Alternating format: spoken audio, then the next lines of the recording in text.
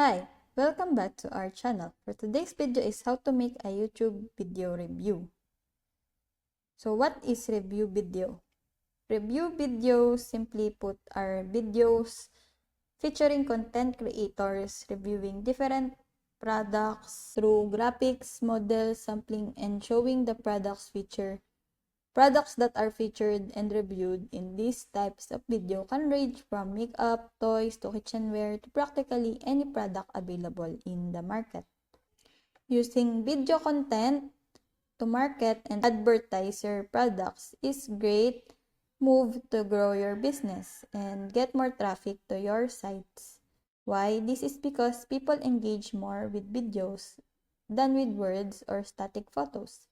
Additionally, you can share so much more through videos than through static photos alone. Creating a review video doesn't have to be a daunting task. It can actually be fun and exciting, especially when you are interested in the product itself. So here's a step-by-step guide to help you get started. First is write a script. You don't want to start recording your video without rehearsing. Your video will likely end up with you either freezing, not showing what to say, or rambling on words on and on for hours. And no one will want to watch that. Next is filming. When filming your video, it's important to have a high quality output in order to attract viewers. It doesn't necessarily mean that you need expensive gadgets to film your video. There are a lot of smartphones nowadays that produce high-quality videos.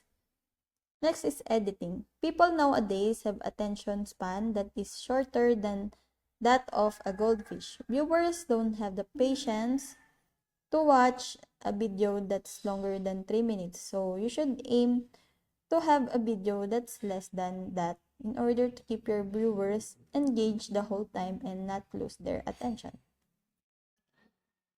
And the last is download and share. Download the video once you're done editing. Select the type of video format you prefer. Then feel free to share it on your channels and in online platforms. So that's it. I hope that this video helps.